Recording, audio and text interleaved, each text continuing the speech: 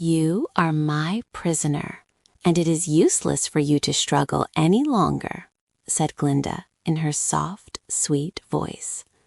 Lie still a moment and rest yourself, and then I will carry you back to my tent. Why do you seek me? Asked Mombi, still scarce able to speak plainly for lack of breath.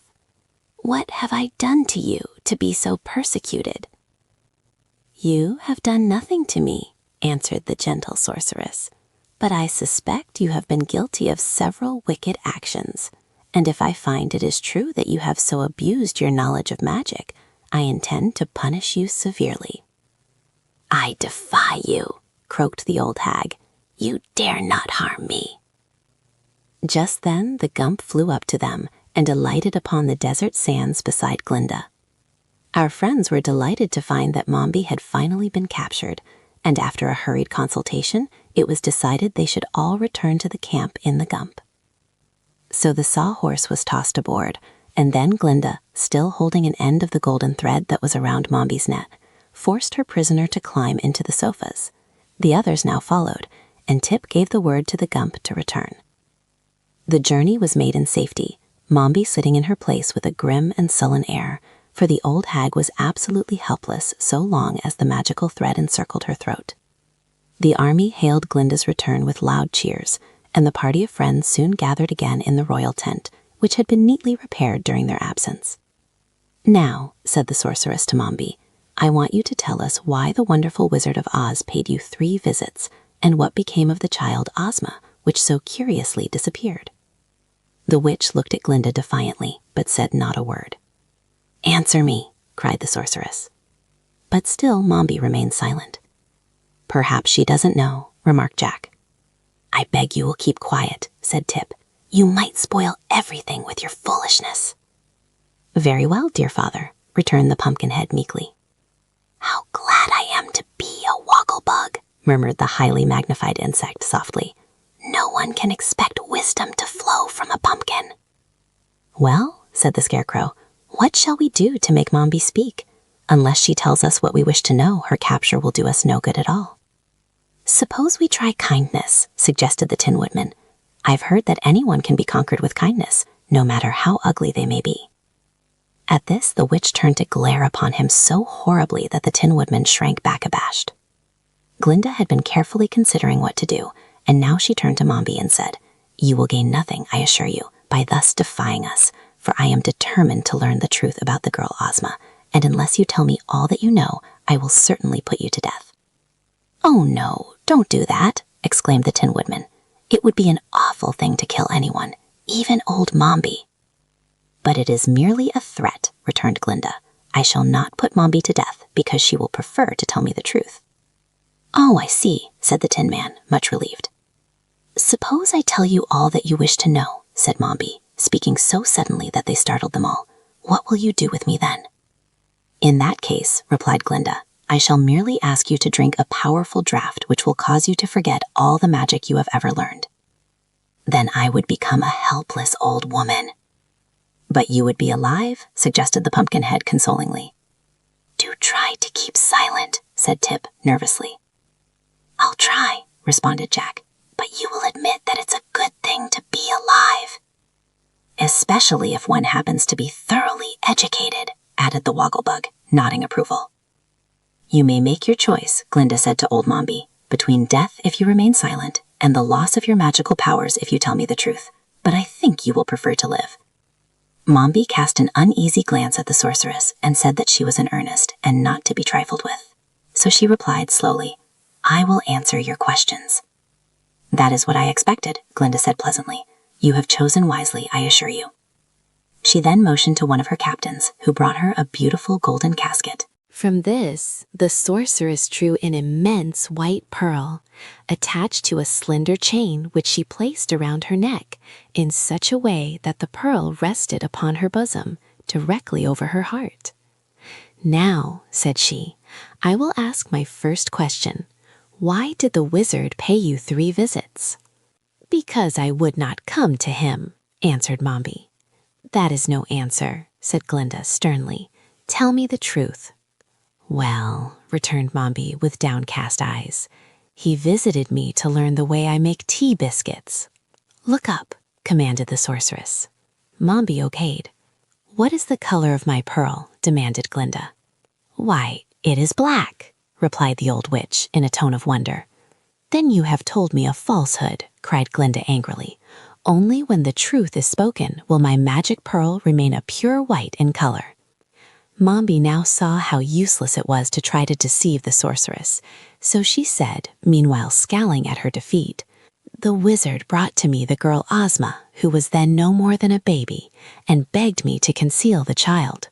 That is what I thought, declared Glinda calmly. What did he give you for thus serving him? He taught me all the magical tricks he knew. Some were good tricks, and some were only frauds, but I have remained faithful to my promise. What did you do with the girl? Asked Glinda, and at this question everyone bent forward and listened eagerly for the reply. I enchanted her, answered Mombi. In what way? I transformed her into what? Demanded Glinda as the witch hesitated. Into a boy, said Mombi in a low tone.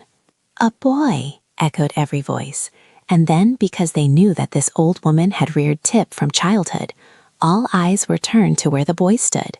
Yes, said the old witch, nodding her head. That is the Princess Ozma, the child brought to me by the wizard who stole her father's throne. That is the rightful ruler of the Emerald City. And she pointed her long bony finger straight at the boy. I? Cried Tip in amazement. Why, I'm no Princess Ozma. I'm not a girl. Glinda smiled, and going to Tip, she took his small brown hand within her dainty white one. You are not a girl just now, said she gently, because Mombi transformed you into a boy. But you were born a girl and also a princess, so you must resume your proper form that you may become queen of the Emerald City. Oh, let Ginger be the queen, exclaimed Tip, ready to cry. I want to stay a boy and travel with the Scarecrow and the Tin Woodman and the Wogglebug and Jack. Yes, and my friend the Sawhorse and the Gump. I don't want to be a girl. Never mind, old chap, said the Tin Woodman soothingly. It don't hurt to be a girl, I'm told, and we will all remain your faithful friends just the same. And to be honest with you, I've always considered girls nicer than boys. They're just as nice anyway, added the Scarecrow, patting Tip affectionately upon the head. And they are equally good students, proclaimed the Wogglebug. I should like to become your tutor when you are transformed into a girl again. But see here, said Jack Pumpkinhead with a gasp. If you become a girl, you can't be my dear father anymore. No, answered Tip, laughing in spite of his anxiety, and I shall not be sorry to escape the relationship. Then he added, hesitatingly, as he turned to Glinda, I might try it for a while, just to see how it seems, you know. But if I don't like being a girl, you must promise to change me into a boy again. Really, said the sorceress, that is beyond my magic. I never deal in transformations, for they are not honest, and no respectable sorceress likes to make things appear to be what they are not. Only unscrupulous witches use the art, and therefore I must ask Mombi to effect your release from her charm and restore you to your proper form. It will be the last opportunity she will have to practice magic. Now that the truth about Princess Ozma had been discovered, Mombi did not care what became of Tip, but she feared Glinda's anger, and the boy generously promised to provide for Mombi in her old age if he became the ruler of the Emerald City. So the witch consented to effect the transformation, and preparations for the event were at once made. Glinda ordered her own royal couch to be placed in the center of the tent. It was piled high with cushions covered with rose-colored silk, and from a golden railing above hung many folds of pink gossamer, completely concealing the interior of the couch. The first act of the witch was to make the boy drink a potion, which quickly sent him into a deep and dreamless sleep. Then the Tin Woodman and Nawantawag bore him gently to the couch, placed him upon the soft cushions, and drew the gossamer hangings to shut him from all earthly view. The witch squatted upon the ground and kindled a tiny fire of dried herbs which she drew from her bosom. When the blaze shot up and burned clearly, old Mombi scattered a handful of magical powder over the fire, which straightway gave off a rich violet vapor, filling all the tent with its fragrance and forcing the Sawhorse to sneeze, although he had been warned to keep quiet. Then, while the others watched her curiously, The hag chanted a rhythmical verse in words which no one understood, and bent her lean body 7 times back and forth over the fire. And now the incantation seemed complete, for the witch stood upright and cried the one word, Yeoa, in a loud voice. The vapor floated away. The atmosphere became clear again. A whiff of fresh air filled the tent, and the pink curtains of the couch trembled slightly as if stirred from within. Glinda walked to the canopy and parted the silken hangings. Then she bent over the cushions, reached out her hand, and from the couch arose the form of a young girl, fresh and beautiful as a May morning. Her eyes sparkled as 2 diamonds, and her lips were tinted like a tourmaline. All adown her back floated tresses of ruddy gold, with a slender jeweled circlet confining them at the brow. Her robes of silken gauze floated around her like a cloud, and dainty satin slippers shod her feet. At this exquisite vision, Tip's old comrades stared in wonder for the space of a full minute, and then every head bent low in honest admiration of the lovely Princess Ozma. The girl herself cast one look into Glinda's bright face, which glowed with pleasure and satisfaction, and then turned upon the others. Speaking the words with sweet diffidence, she said, "I hope none of you will care less for me than you did before. I'm just the same Tip, you know. Only you're different," said the Pumpkinhead, and everyone thought it was the wisest speech he had ever made.